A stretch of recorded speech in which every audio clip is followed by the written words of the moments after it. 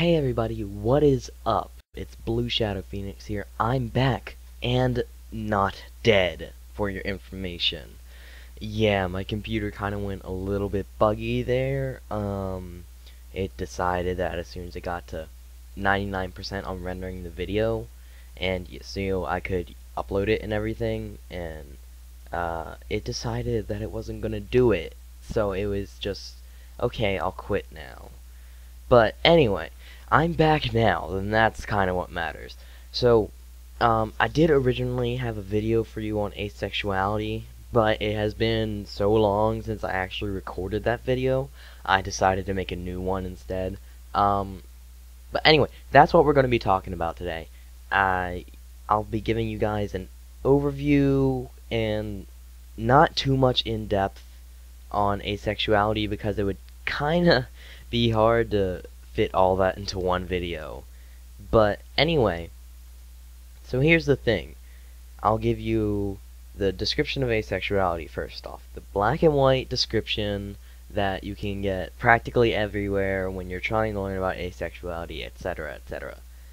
And here it is. An asexual is a person who does not experience sexual attraction. That's it. That's it. The big, mysterious little new sexual orientation is just that. That's it. That's the black and white definition. Now, of course, as with everything, nothing is ever really exactly quite that black and white. But really, other than that, we're completely normal people. We do not, split in half and make two genetic little copies of us, no matter what your dictionary says. Although, that would be pretty awesome. I'd love to be like a starfish. Anyway, moving on. We're just normal, completely normal people. Unless, that depends on the individual, really, because everybody's weird in their own little way. But,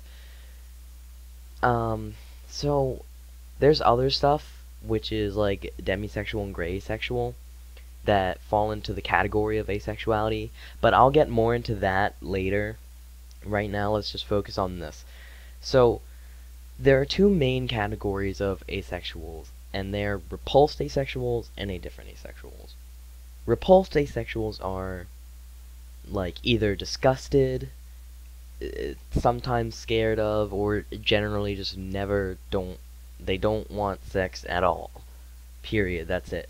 Now, then there's indifferent asexuals, and they're fine with sex. They can even have sex themselves if they so desire, or, sometimes to please a sexual partner of theirs.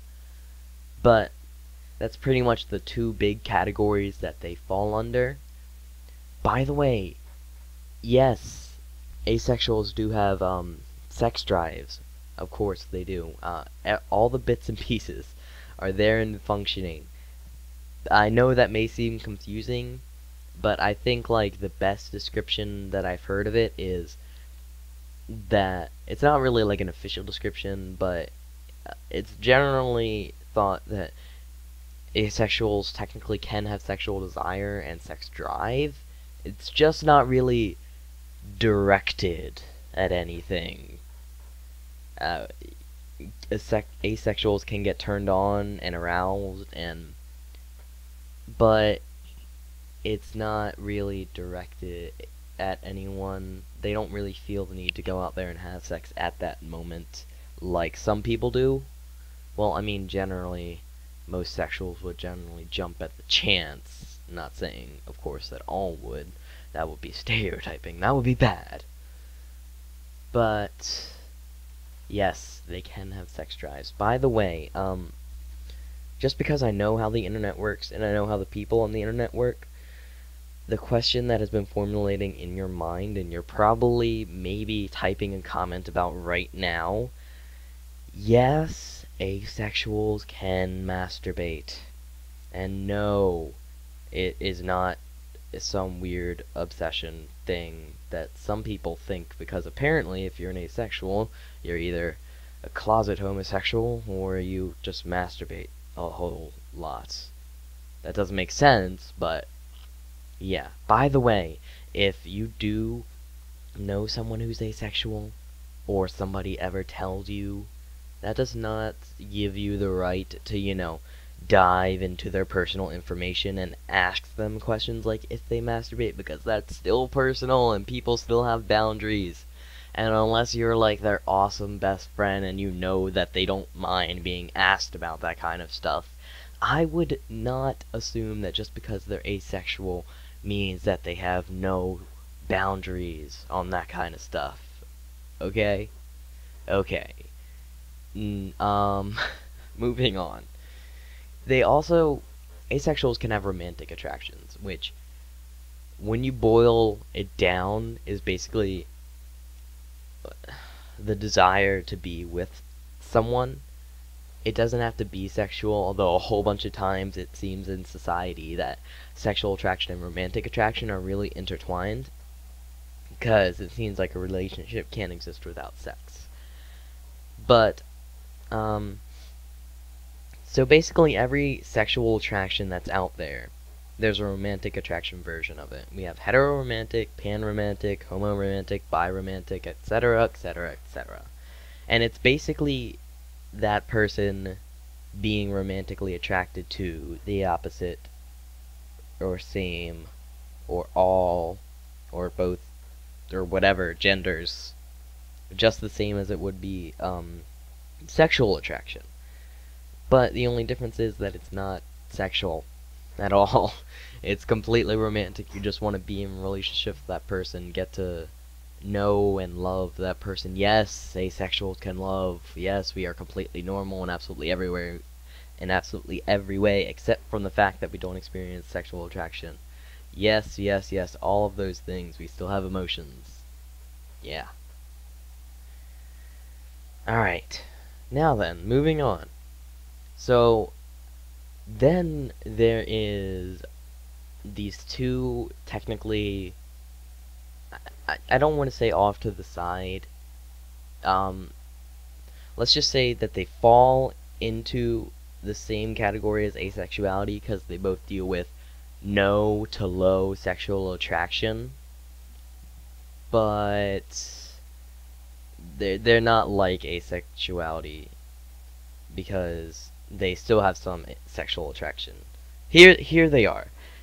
Now, the first I'm going to tell you about is demisexuality, which is another one that falls into the asexual spectrum, technically. Demisexuality is you don't experience sexual attraction to someone until you develop a very strong emotional bond with them.